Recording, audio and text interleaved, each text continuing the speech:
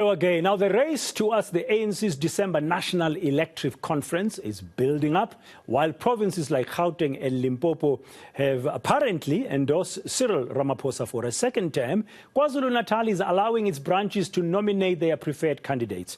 COGTA Minister Dr. Nkosazana Dlamini-Zuma and NEC member Dr. Zweli Mkhize are among those who are said to be vying for the ANC's top position.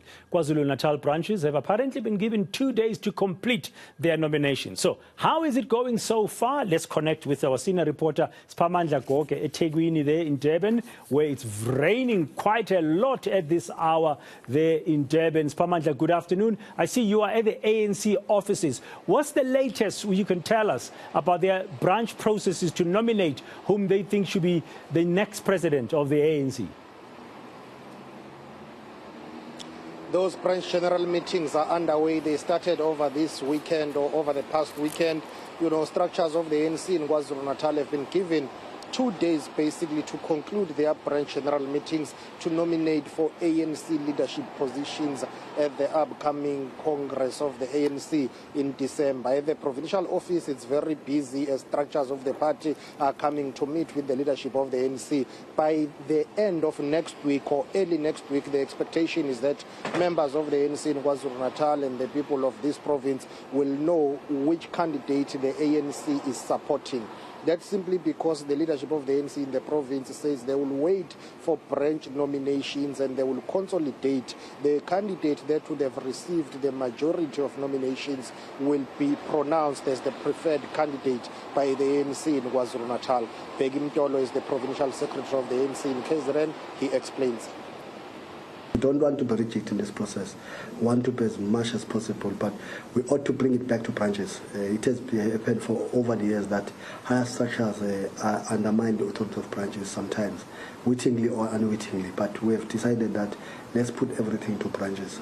And then we go and look at the provinces and all that. The work has started already, but because other provinces that have announced have started, we are starting to negotiate with them just to hear their views, not because till now we don't have a view, just to hear their views. And I see, Siphamandla, that the ANC in KZN is weighing in on the situation of Eskom and the challenges of blackouts and load shedding, and they want the CEO of Eskom to be fired. Why? They say he is clueless. Together with his collective at Eskom, the ANC in KwaZulu-Natal is of the view that now is time for decisive leadership to deal with three main challenges in South Africa: the issue of sluggish economic growth, energy crisis, Eskom included in that, but most importantly, address poverty, inequality and unemployment.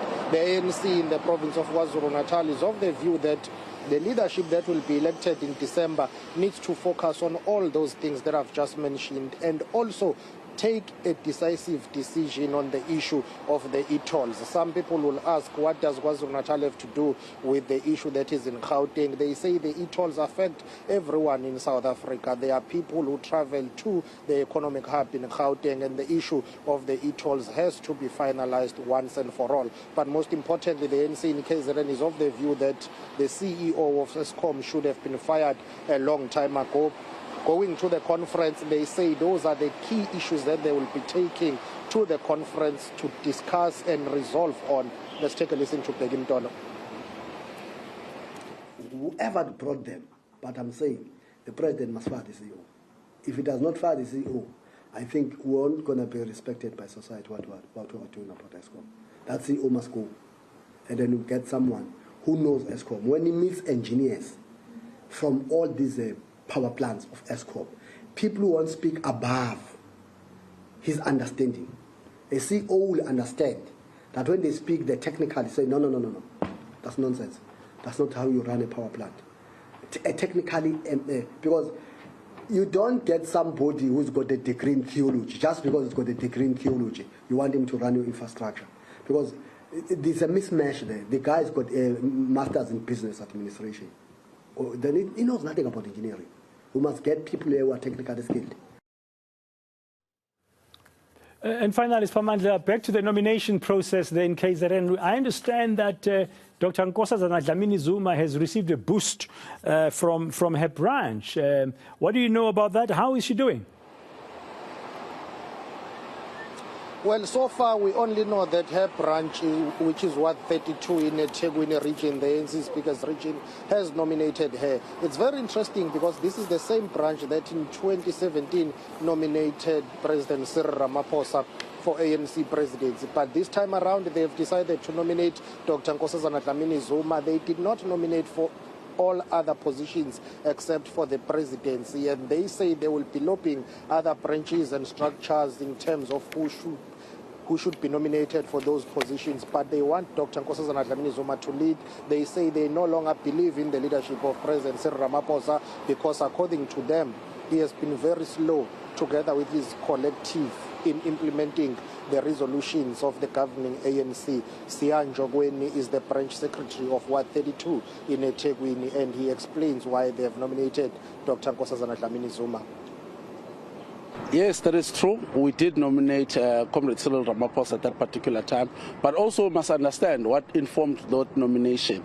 There was also an issue in terms of within the ward, the issue of the local government election, whereby there was a manipulation in the installation of the wrong councillor. So at that particular time, there were some of the political things that were happening within there. But also, you'd also understand that every 5 years we do an evaluation of leaders. And currently, right now, we believe that under the leadership of Comrade President Ramaphosa, we have not been doing well as the ANC in implementing our own policies from 2017, the issue of the failing economy that is taking place within the country, the energy crisis in terms of ESCOM, that is always happening throughout. So we have evaluated and we are convinced that we need a fresh new breath air through Comrade Nkosazana Dlamini-Zuma as we lead towards the December conference. Thank you very much. Siphamandla Goge there for the latest what's happening with the KwaZulu-Natal ANC as the branches are seized with the matter of nominations for the top posts in the ANC. That's going to be holding its national elective conference in December.